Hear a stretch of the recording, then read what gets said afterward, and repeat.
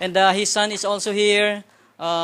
Siya po yung ating senior pastor kung nasaan yung Sharjah, nandun po siya sa UAE, United Arab Emirates, and we have a church there. So kung meron po kayong mga kamag-anak doon, please talk to Pastor Mar later. Pastor Mar, nice to meet you. Can you please replace me here and share the word? And then again, I'm blessed. Pastor Emmer is here also. Pastor Emmer, nice to meet you again. I just want to honor your leaders here. No? It's a great blessing to be working with such powerful men and women led by Pastor Emmer, Pastor Peter, and the rest of the team. Again, I will not, hindi po ako magsasawa na sabihin sa inyo that you are so blessed to be pastored and to be led by such leaders like them. Amen? It's an honor to be working with them. I work with Bishop Jiray, traveling all around our provinces, and talaga pong blessing to be working with them. Palakpakan naman po natin si Lord sa buhay ng ating mga leaders. Of course, all the volunteers and the rest of the volunteers that are here, we are so blessed with you, working with us to advance the kingdom of God here in Angeles. Before I begin my short word, I hope to encourage you with a short word this morning. Kung hindi man po kayo ma-encourage, at least short yung word, makakuwi kayo maaga. But before I do that, I have two companions here with me. Kung may nakikita po kayo na parang mga ibang nationality, they are the students, some of the students from the School of World Missions. Okay, hindi po sila supposedly they're going to Batangas, but hindi sila nag-rebel, sumama sa akin, but the rest of the team ng ating mga students sa School of World Missions, they'll be graduating this Tuesday, right? They've been here for the past 3 months learning. Yung pong mini-mention ni Pastor Nixon and Pastor Ferdy, yung napansin niyo po ba kung sino sila? Sila po yung version natin ng Rush Hour. Si Jackie Chan, tsaka si Wesley Snipes ba yun? O si Chris Rock, okay? Na parang hindi kayo nanonood ng sine, hindi niyo kilala yung mga sinasabi ko. Okay, so sila po yung mga part na yon, and then many more foreign people from all over the world coming here in the Philippines to be trained. That's how blessing we are, mga kapatid, sa nations. Amen? Parang hindi kayo natutuwa na blessing tayo sa nation. Okay? Now, this handsome and another handsome guy here, I'm going to invite them to come forward to share just a greeting and a short testimony of how they come to know Christ and they want to be a blessing to the nation. Rukman is from Nepal. Rukman, can you please come forward?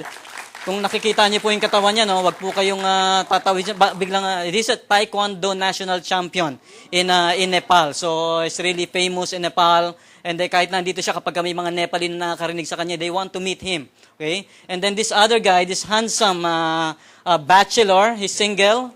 For the information of some of you here, is from Peru. Okay? Part siya ng Menudo before, kung alala niyo yung Menudo. Pero Puerto Rican yon, sila yung counterpart sa Peru. But Warren is from Peru, he's Peruvian, but he's now involved in our church in Spain. Okay? So, hola amigo, ¿cómo estás? Está en la casa, hindi ko alam sinasabi ko. Okay, I just want for them to share short encouragement and greetings to everyone. Okay, buenos días a todos. Good morning, everyone. My name is Warren. It's a really pleasure to stay here with all of you. I never expect to stay in the Philippines. It's so encouraging to stay here. Since I was born again, I was trying to growing out myself, knowing to Jesus on my way. Since I met every nation, a Filipino pastor encouraged me to be a leader. I didn't believe that. Just I want to be a simple Christian like all of us, I think. But he was encouraging me all the time. I was studying. I moved to Madrid for 2 reasons, studying and work, like everyone. But when I was there, I was expecting to be more than a student or more than worker, because when God calls you, they have a purpose in your life, and they fulfill until they don't want to leave you. And when he wants to fulfill his purpose, his willings in his life. That's the reason that my pastor encouraged me to do this Scholar World Mission on January. To be sincere to you, it's like I was postposed this, giving excuse to him because I'm studying, I'm working, I can't go to the Philippines this year, maybe next year. I was doing the 3 years in that way.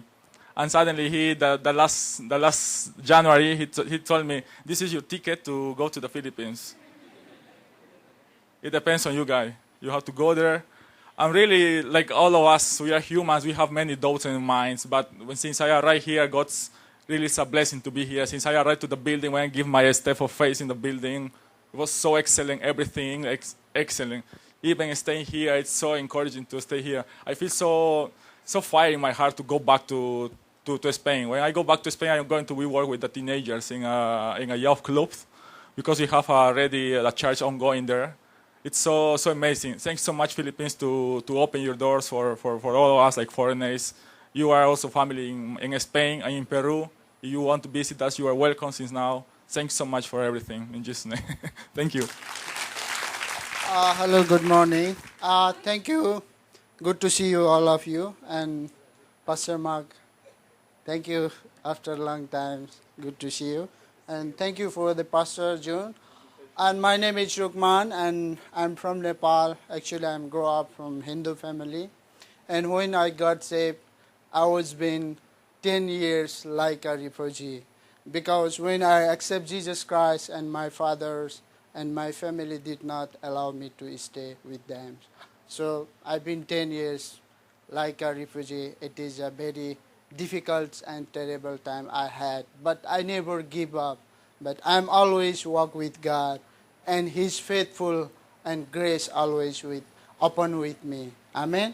So I've been there UAE 2003, and I met Pastor Ray in 2008, and Pastor Mark and Pastor Real. They are my spiritual family. So they lead me and they disciple me, and not only that, and they encourage me to plant church and Nepali congregation. So I pray it, and 2009 September 27, I remember that.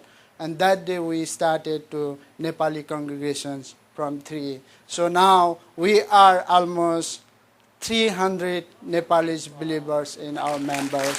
And we are not limit with Abu Dhabi, but we plant in Dubai also Nepali church. And we are believing 2015 January we will start church in Sharjah also with Pastor Mark.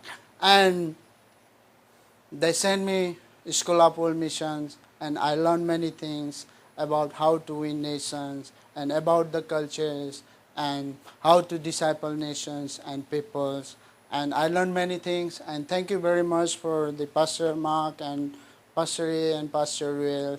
They are preparing me being a missionary. So I'm thankful from them, and I would like to request to you, and I highly respect you, who those you are young peoples and young students, and many people are waiting for you, and many people are begingless without a meaningless life. They are waiting for you. So God wants to send you nation, and God wants to use you, who those you are young people.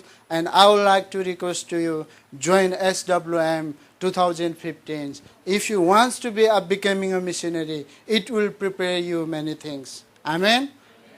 Thank you very much. Thank you, Rockman and Warren. God bless you. Please have a seat. Wow. At least we have a flavor of some nations here all around us. Kung tignan nyo yung katabi ninyo, di ba? Mukha bang hindi Pilipino? But let me jump into the word. I've prepared this since, I guess, months, years, and somehow it revolves. And I want to talk to you about the faithfulness of God. And most of you, maybe if you read the scripture, we memorize na natin halos. But hopefully we'll have more understanding. Makita pa natin yung deepness kung bakit ipinangako ng Panginoon ang scripture na babasahin natin. If you have your Bibles with you, please open to Philippians chapter 1.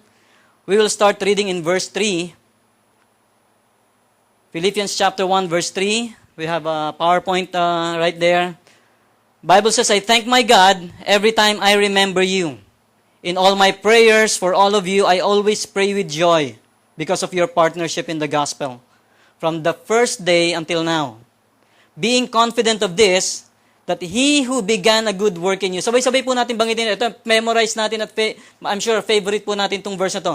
That He who began a good work in you will carry it on to completion until the day of Christ Jesus. Let me jump. Verse 9, and this is my prayer, that your love may abound more and more in knowledge and depth of insight, so that you may be able to discern what is best and may be pure and blameless until the day of Christ, filled with the fruit of righteousness that comes through Jesus Christ to the glory and praise of God. Let's pray. Lord, we thank you, Panginoon, marami pong salamat for your promise. Thank you for your word. Thank you for all the things that we have heard today, how you have been faithful and you have used people, Lord, to be a blessing to us, Lord God. And I pray that as we go through this scripture that we have read, Lord, salamat God, that we will see the purposes of your promises, Lord, sa amin, that you want us also to be used by you for your glory and for your honor. We honor you, Lord. We pray that you will continue to open up our hearts, not only to understand your word, Lord, but to have the grace, Lord, and the strength to apply it into our lives. In Jesus' name, amen. Amen. As we all know po, si Paul, when he was writing this letter to the Philippians church, okay, the church in Philippi, parang nagkamali lang ng spelling, pero pwedeng Pilipinas yan eh. He's talking to us. He's not just talking to the people during that time. And we all know as when the Bible speaks, hindi lang po ito, it's transcendence, hindi lang po yung time nila, but it also applies to us today. And during this time, Paul was in chains. Nasa kulungan po siya. Just imagine his situation. Siya yung nangangailangan ng encouragement. Siya yung nangangailangan ng tapik sa likod, saying na kung ano ginagawa niya para to advance the gospel. But I'm not sure if somebody's encouraging him. But God used him to be an encouragement to a church. God used him not only to be an encouragement to this church during this time, even to us today. So talagang kahit na po kung ano dinadaan ng situation, we can be used by God. Some of us here, maybe you have that heart na whatever situation you're going through, God is still using you to be a blessing to others. Amen? And just continue to do that because I believe the Bible says kapag we refreshed others, we ourselves will be refreshed. And whatever situation we're going through, God will want to use us para ma-bless yung ibang tao sa buhay natin. Amen? Salamat, Pastor Peter, sa pag-amen mo. Yung iba ay mag-agree. Now, the Bible says, again, we'll look back. In verse 3, I thank my God every time I remember you. Every time Paul prays for these people in the church of Philippi, every time he remembers them, he is thanking God. Why? Sabi niya, in all my prayers for all of you, I always pray with joy. Talagang natutuwa siya amongst the other churches. I'm sure may mga experiences din siya with other churches, pero iba yung experience niya with the church in Philippi. And he said, I always pray with joy because, sabay-sabay po natin sabihin, because of your partnership in the gospel. From the first day until now. So he's thanking these people because most of them, in the midst of many trials, testing, seemingly challenging situations sa kanilang mga buhay, they remain. Of course, sometimes we cannot just really credit it to ourselves. But without the grace of God and the strength of God, without our everlasting, faithful God, we cannot do it on ourselves, by ourselves. Most of you here, you might be going through some tough times sa buhay mo, but you're here. Serving God, worshiping God, listening to His Word, and God is honored with that. And in the same way, what Paul felt for the Philippian church, this is how your leaders feels about you. Maaring hindi nababanggit most of the time, pero this is how we feel about you. That your partnership in the gospel from the first day until now is still there. Sometimes nag-dwindle yung fire, pero sige lang, laban lang. Some of you here or most of you here might be going through tough times. Maaring may pinagdadaanan kayo mga kapatid. But you're here, we are honored, we are blessed.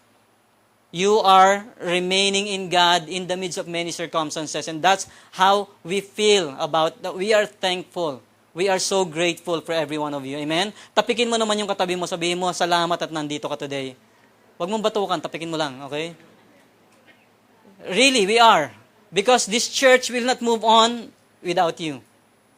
This church will not move forward. Of course, we have leaders who leads us. Pero kung walang ililid at walang magpapalo at walang magvo-volunteers, then wala rin po mangyayari. That's why we are honored. We are so blessed that in the midst of many challenges that you are going through, you're here serving God, being faithful in the little ways or big ways that you contribute. Then we are really thankful. We are so grateful. Now, as Paul mentioned this, the first day until now, it's as if tayo naman yung first day natin, most of us, when we gave our lives to the Lord, we are considered mga baby Christians, di po ba? Some of you here might just started your relationship with the Lord. Some of you matagal na. It's like baby, di ba? Kapag nakakita kayo ng babies, di ba? Ang cute, nakakatuwa. Huwag mong titingnan na yung katabi mo, hindi na baby yan. Okay? Pero, maaring mamaya, pag uwi mo, maghahalongkat ka, tapos magti-TBT ka. Okay? Tapos titignan mo, ito yung mga baby pictures. Have you ever seen your baby picture? Sino sa inyo nakikita niyo pa yung baby pictures niyo? Okay? For mga bata lang talaga yung nagtaas ng kamay. Ako nakikita ko pa. Yung baby pictures ng mga anak ko, hindi ko na makita yung baby pictures ko, no? So, sobrang luma na siguro. But at times, iba parang nakakatuwa. Bakit nakakatuwa tignan yung mga babies? Palagay nyo. Hindi kayo mapalagay. Because when you see them, di ba, parang they're full of hope. Na parang they don't care about anything, basta alam lang nila something's going to happen. Alam lang nila aalagaan sila. Alam lang nila na talagang left to themselves, wala silang magagawa. But if you see them, di ba, gusto mo palaging kargahin, gusto mong hawakan, ayaw mo nang, kapag may baby ka, I have four kids, okay? All of them are boys. So, nung mga baby sila, masarap hawakan, masarap kargahin. Ngayon, halos ako na yung kakargahin nila. Paso Mar, kinakargahan ka na ba ng anak mo ngayon, okay? Now, kapag babies pa, when they started, ang saya. Pero along the way, journeying, di ba minsan hindi na nakakatuwa. Nangingiti tayo, no? Kasi tayo yon, either tayo yon or meron tayong mga anak na ganon. Na medyo natututo na, hindi mo naman tinuturuan ng kung ano-anong hindi naman nila dapat gawin, pero they learn by themselves. Why? Because that's the nature. Maaring nakikita nila sa iba or just that is themselves. So may journey silang dinadaanan. So all of us here, ganoon din po tayo. We started as babies in our Christian life, as if parang lahat full of promises, lahat ng prayers natin sinasagot. Pero as we go through life, this journey ng life natin, parang, Lord, bakit ganito? Ang daming challenges, bakit may mga bagay na hindi ko inaasahan, hindi ko ina-expect na ganito yung mangyayari, pero bakit nangyayari? Di ba may mga questions po ba tayong ganon? O ako lang yon. Okay, some of us here, may mga questions tayong ganon. Why? Lord, why? Okay, mamaya tutugunan po natin yon. Pero even before God answered that question, why? Meron siyang promise.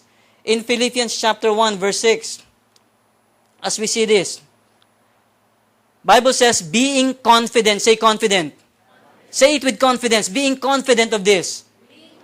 Yan, that he who began a good work in you will carry it on to completion. Kung anong sinimulan niya, tatapusin niya, kapatid. But at times, nandun tayo sa kalagitnaan. So kaya minsan, parang, bakit Lord, ano nangyayari? Hindi ko maintindihan, bakit ganito yung dinadaanan ko? Because we are in a journey. But He started it, the good work. Wala pong bad work na inumpisa ng Panginoon sa buhay natin, mga kapatid. Just remember that. Everything is a good work. He started it, He will finish it. But while we are in a journey, anong ginagawa? Anong mangyayari? Ano bang dapat nating matutunan? Ano dapat nating malaman? But then again, saying that He who began a good work in you will complete it. He will finish it. Karamihan sa atin talagang hindi pa tapos. Kung tapos na rin tayo dito, mga kapatid. Bakit hindi tayo kailangan? Wag muna, please. Walang mauuna kay Lord. But may plano pa si Lord in between. So, what I'm saying is, He who began a good work, He will finish it. We have a faithful God. God is faithful that whatever He promised, He will do it. But in between those promises, Ano ba yung purpose? Ano ba yung nangyayari? Ano ba yung dapat nating matutunan? Again, no, as we have read kanina. Last week, I don't know if you watch movie. Nanonood ba kayo ng movies dito sa Angeles? Okay? Sino sa inyo nakapanood ng Heaven is for Real? Okay? Yung iba sa inyo, nagbaon ba kayo ng tissue o ng ano? For a while, hindi kami nakapanood ng movie ng asawa ko. Nagda-date kami dalawa. Sabi ko, nood tayo ng movie. Sabi ko, gusto ko Spider-Man. Sabi niya, wag naman Spider-Man, okay? Nakikita ko na yung mga anak mo, puro Spider-Man yung mga yan, kung saan gumagapang, kung saan. So, iba naman. So, nakita namin, Heaven is for Real. Then, hindi kami prepared kung ano yung, ano nun. Ako actually, anticlimactic. Ayoko nanonood ng movie na hindi ko alam kung anong ending. Kaya sasabihin ko sa inyo yung ending bago niyo panoorin. Wag. Sige. Now, while watching that movie, may mga questions. Actually, it's a story. May book pala yon. May book pala yung anak ko na binabasa ng anak ko. So anyway, while watching that movie, I remembered one of our pastors. Because kung ano yung nangyari dun sa anak niya, it happened to the son of one of our pastors. If you know Pastor Neil Bernardino, he used to co-pastor our Alabang Church before, pero nasa US siya ngayon. Sa US. Saan ba siya sa US, ha? Sa California, okay? Basta somewhere there, na-experience yung anak, nagkukwento yung anak niya about seeing Jesus, seeing yung mga nauna na, mga went to be with the Lord already and meeting them. And then, so yung story na to. Now, ang isang conclusion lang, hindi ko sasabihin yung conclusion ng movies, dahil alam ko, papanoorin ninyo, but God is faithful. That whatever He has promised before, minsan hindi natin maintindihan kung ano yung pinagdadaanan natin, tatapusin niya yan, kapatid. Whatever God has started in you, He will finish that. But then again, in between that promise, in a journey that we are walking through in this life, ano yung dapat nating malaman? What is the purpose of God's promise sa buhay natin? Then again, we can trust a faithful God that He is able, He will finish what He has started in us. Pero in this journey, ano yung dapat nating malaman? Now, consider this mga following photos. I have some photos here. Coming here, pakita mo first. Coming here po, di ba, from exit po ng NLEX, and then may bako-bako. Kung nanggagaling kayo ng NLEX papunta dito sa Angeles, may detour, may detour, okay? May talagang instead, tapos medyo bumpy. Na, di ba, minsan kapag ganyan you go through rough roads, may babiyahe ka, kung nagda-drive ka, meron ka sasakyan, o nagbibisikleta ka lang, or anything, may motor ka, di ba kapag medyo dumadaan ka sa ganyan, uncomfortable. Yung dalawang kasama ko, hindi naman nila naintindihan yung sinasabi ko, tulog na tulog, masarap yung tulog nila. Siguro kala nila pinaghihele sila, okay? Now, I just talked about you, guys. And they're very blessed to hear about it. Okay, now habang natutulog sila, pero ako medyo uncomfortable kasi kailangan mo lumiko-liko. And sometimes sa buhay natin, di ba, may ganyan. Uncomfortable. Bumpy roads. Pwede naman sanang patag na lang asfalto tapos meron pang kailangan, hindi mo naman dapat daanan pero dadaanan mo dahil hindi pa tapos yung roads. Hindi pa tapos yung road, under construction pa yung ibang plano, ibang promises ng Lord sa buhay natin, mga kapatid. And sometimes we go through bumpy roads. Bakit? Later on, sasagutin natin. Pangalawang picture, ito naman po, anong palagay nyo ito? It's a bridge, okay? So di ba may times na, ito na yung bridge, madali na tayo makakatawid sa kabila. Pero dahil incomplete, under construction yung bridge, again, meron na naman detour. May detour na iikot ka pa kung saan. And at times, mga kapatid, yung mga detours, whether we admit it or know it, tayo din gumagawa. Remember the Israelites for 40 years, they were going, paikot-ikot sila, which the Bible or mga scholars said, mga scholars dito, paki-correct ako if I'm wrong, 11 days lang ba yun, Pastor Mar? Na pwede nilang i-travel? Yung from the desert to the promised land? 11 days, mga kapatid. May scholar po tayo dito na nag-agree, ha? Hindi ako yung nagsasabi nito. But, ayan, sila, pag ganun yan, nagtuturoan, Okay, so, detour. 11 days! But 40 years, isang generation ang namatay, hindi nila nakita yung promise ni Lord because of their disobedience. And alam ko, bawat isa sa inyo ayaw nyo mag-disobey, di po ba? So, tingnan mo yung katabi mo. Kung gusto ko mag-disobey, Tignan mo nga kung ganun yung sinasabi niya. Hindi naman, di ba? All of us here who want to obey, pero minsan, because of disobedience, may detour. Nawawala tayo sa tamang dadaanan natin. So, parang bridge na medyo dapat okay na, easier na lang. Pero God allows us to go through that to teach us something na later on titignan natin. Ikatlo, eto, bahay. Sino sa inyo nagpapagawa ng bahay? Sino sa inyo gustong magpagawa ng sarili mong bahay? Lord, yung mga ayaw magtaas ng kamay, hindi ko alam kung bibigyan mo sila, Lord, pero ako gusto kong bigyan mo ako ng sarili kong bahay, magpapatayo ako. And kung naranasan mo, magpatayo ng bahay, nagpatayo po kami ng bahay eh. Bahay ng aso lang, ano? Kahit wala kaming aso. Pero minsan, di ba kapag kaganyan, maalikabok. Tapos parang antagal naman. Bakit ganito ang daming kalat, hindi maayos? And sometimes, ang daming clutter, ganun din yung life natin. As we go through the journey, parang ang daming uncomfortable situation, ang daming clutter, ang daming kalat. It's because hindi pa tapos si Lord sa buhay natin, mga kapatid. Kasi kung tapos na si Lord sa buhay natin, tapos na rin tayo. Baka nasa heaven ka na ngayon. Huwag muna. Last picture, ito po, kaka-pray niya talaga, kaka-pray niya, talagang pray siya ng pray. Naubos na talaga, hindi lang pawis at dugo, pati yung sarili niyang katawan. And asking God, Lord, until when? Maybe some of you here, di ba? Lord, until when? Okay, iba-iba sa inyo, iba-iba interpretation, ano? Ayoko nang interpret kung ano yung mga nasa single people, pero yung iba talaga, yung, Lord, hanggang kailan? Kailan mo ba tutugunin yung panalangin ko? Kailan mo ba answer yung prayer? Lord, kailan ba masisave yung aking mga parents? Lord, kailan ba makakakilala sa yung aking mga anak? Lord, kailan ba mahihil? Kailan ba gagaling? And ang dami nating mga ganun, mga kapatid. And because God is not yet through with us. Sabi mo sa katabi mo, hindi pa tapos si Lord. So while we're going through the journey, what do we need to learn? And makikita po natin to, no? Very quickly, in verses that followed.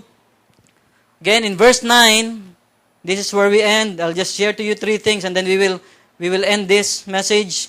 And this is my prayer, that your love may abound more and more. Sabi mo sa katabi mo, your love may abound more and more. Unang bagay po, ano? Sabi niya, your love may abound more and more in knowledge and depth of insight.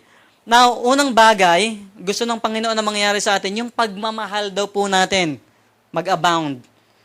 Na talagang magtumibay pa o lumalim pa. The Bible says, in the depth and knowledge of insight. Now, left to ourselves, hindi po tayo matututong magmahal. The Bible says, we love because God loves us first. Yung pong mga love na nararamdaman natin, di ba, kapag tumingin ka sa isang tao, oy. Sino sa inyo rito in love? Mga asawa, magtaas ka ng kamay. Okay? Of course, di ba, may love tayo sa asawa, merong love na sinasabing brotherly or sisterly love. All of those are emotional and conditional at times. Pero yung love na ipinakita sa atin ng Panginoon, the Bible says, kaya in the depth and knowledge of insight, dapat matutunan natin, I know it will take a lifetime to learn yung unconditional love. Na yung nagmamahal ka kahit walang kapalit. Kasi at the moment, aminin po natin o hindi, lahat po tayo, meron tayong I love you when, or I love you if. Last night we are in a wedding, yesterday, and nasa victory group po namin yung nasa wedding na yon. Yun yung wife ko, nag-advise siya, kasi talagang may pinaghuhugutan eh.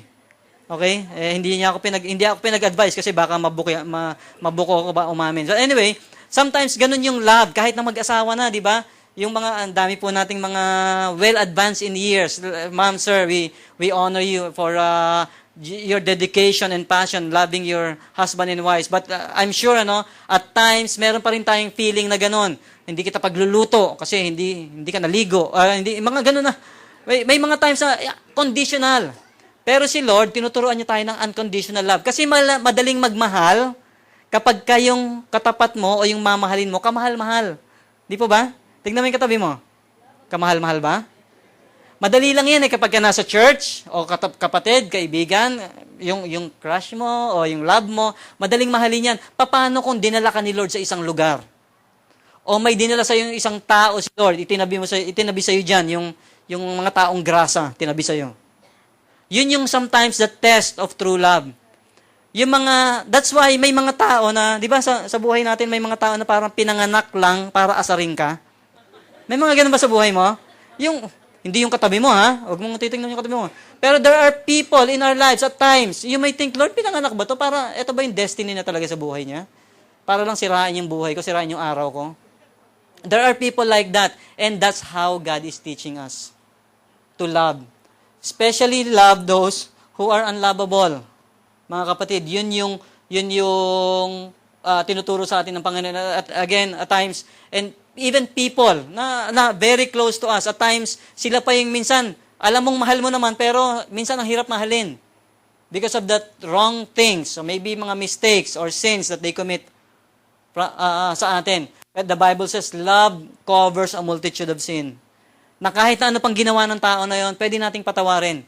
But not by ourselves, coming out from the love of God na pinakita niya sa atin. Sabi nga, why we were enemies, Christ died for us. That's how He showed His love for us. Okay? Yung love po natin may abound. Hindi will abound kasi may, pwede, posible. Hindi yung kaagad, sigurado. Because it's our choice. Choice pa rin natin, hindi tayo pipilitin ng Panginoon na mahalin natin yung mga hindi ka mahal-mahal. But He will teach us. As we go through the journey, He will start that, He will finish it, but through this journey, God wants our love to abound. Ikalawa po, verse 10, so that you may be able to discern, say discern, what is best and may be pure and blameless until the day of Christ. Secondly, is be able to discern what is best. Now, sa buhay po natin, every day, we are in a battle of decisions. Paggising natin kanina umaga, I'm sure, may battle ka agad. Didilat ba ako o 5 more minutes? Di ba may mga ganun tayo eh. Yung 5 minutes naging 5 hours o 1 hour or... Tapos pagising mo, bago ka pumunta ng church, mag-church ba ako ngayon o hindi? You won the battle. You're here in church. Pagising mo, bago ka pumunta ng church, magtututbrush ba ako, Lord o hindi? Buti na lang nagtutbrush ka kung hindi ka tatabihan ng katabi mo. Maliligo ba? Now, small or big battles, we are faced with the decision. But at times, it's hard to decide. It's hard to choose. Kaya the Bible says, we will be able to discern what is best. Paano tayo makaka-discern? At times, parang, discern, parang ano ba yan? Napaka-mysterious naman ang word na yan. Actually, very practical po ang discernment or choosing. Every decision that we make every day, just ask yourself one question. Actually, I always apply this. One question lang, mga kapatid. Ang tatanungin ko lang, Lord, if I choose this, matutuwa ka ba? Just one simple question. May pagpipilian ka. You're in the crossroad. At times, medyo madali lang naman pero Lord, pupunta ako dito sa lugar na to. Matutuwa ka ba pag pumunta ako sa lugar na to? Lord, sasama ako sa mga kaibigan ko. Matutuwa ka ba kapag sumama ako sa mga kaibigan ko? Lord, pipiliin ko tong isang bagay na to. Bibilihin ko to. Matutuwa ka ba, Lord? Mabe-benefit ba yung ibang tao kapag ito yung pinili ko? Just one simple decision. Now, at times, parang medyo dinidiscern mo rin, Lord, am I on the right place? Okay? Bukod dun sa one very simple decision, meron ako po personally, if you want to practice that, pero minsan, tinatanong ko rin, Lord, am I in the right place? Ito ba talaga yung tinatawag mo para sa akin? Now, 2 things, ang iniisip ko naman. Lord, number 1, am I being fulfilled dito sa ginagawa ko? Yung talagang natutuwa ako everyday, na-excited akong bumangon dahil pupunta na naman ako dito, gagawin ko na naman yung trabaho, dito na naman ako sa school, or whatever I am doing. Fulfillment. Ikalawa is fruitfulness. Lord, am I being fruitful? Nagagamit mo ba ako for your glory? Meron bang nagbe-benefit na ibang tao where I am right now? Because, mind you mga kapatid, wherever we are, it's not just for us. God wants to use us to be a blessing where we are. That's why gusto na ma-discern ng Panginoon na nandun tayo sa tamang place where we are. And discernment, again, is not a mysterious word. Madali lang pong isipin yan na at times hindi rin natin alam.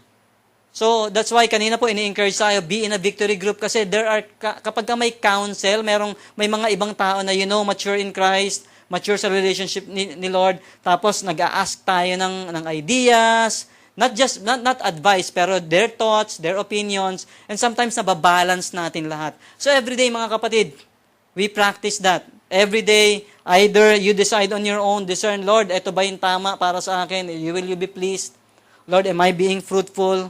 I'm not saying, hindi ako fruitful, hindi ako fulfilled sa ginagawa, magre-resign ako bukas na bukas. I'm not saying that, mga kapatid.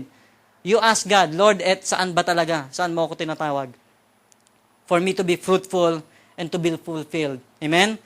Ikatlong bagay po, okay, discern that our love may abound, that we will be able to discern what is best. Ikatlo, Philippians chapter 1, still in verse 10 and 11, filled with the fruit of righteousness that comes through Jesus Christ. Filled with the fruit. Pag sinabing fruit, parang ito po, no? Single lang siya, hindi siya fruits of righteousness. Fruit of righteousness, kapag kung babalikan din po natin, Galatians chapter 3, merong fruit of the Holy Spirit, fruit of the Spirit, hindi po siya fruits, hindi madami, kasi isang cluster po siya. Now, yung fruit na to, hindi mo pwedeng piliin. Hindi ka pwedeng, eto gusto ko, eto hindi. Hindi, lahat po yan, in one package, dinidevelop ng Panginoon sa atin.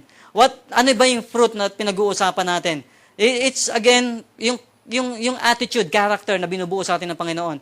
While going through the journey, may dinadaanan tayong bumpy roads, may uncomfortable, hindi seemingly parang challenging, hindi natin gusto. Ano yung dinidevelop na fruit ng Panginoon?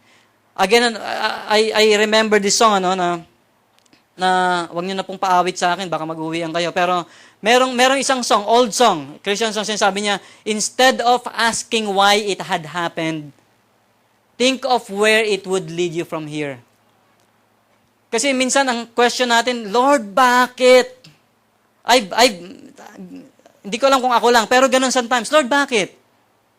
Pero I realize, minsan wala namang sagot si Lord sa bakit eh. Pero ang tanong ko, Lord, what for? We realize, Lord, what for? Ano ba yung gusto mong matutunan? Ano ba yung gusto mong malaman ko? Ano ba yung gusto mong ipakita sa akin? Why these things are happening to me? And this, fruit, na, Lord, character ko ba yung gusto mong i-develop? Again, I mentioned before the fruit of righteousness that comes through Jesus Christ. Now, I will not, even if I mention this again, in God's sight, we are righteous. I remember the last time I'm here, I shared this to you, na righteous po tayo, matuwid tayo sa mata ng Panginoon because of, through Jesus Christ. Hindi sa gagawin natin, magagawa natin o ginagawa natin, kundi yung ginawa ng Panginoong Jesus sa atin. So we are righteous in His sight. That's why ang gusto niya, yung righteousness niya through us will bear fruit. And that fruit is the character, the attitude, na kahit na may pinagdadaanan tayong problema, medyo nabubuo yung joy, love, peace, patience, kindness. And pag nakita ng ibang tao yun, habang nakikita ng ibang tao sa paligid natin, we bear another fruit, external, that people come to know Christ because of you. Sabi mo sa katabi mo, because of you.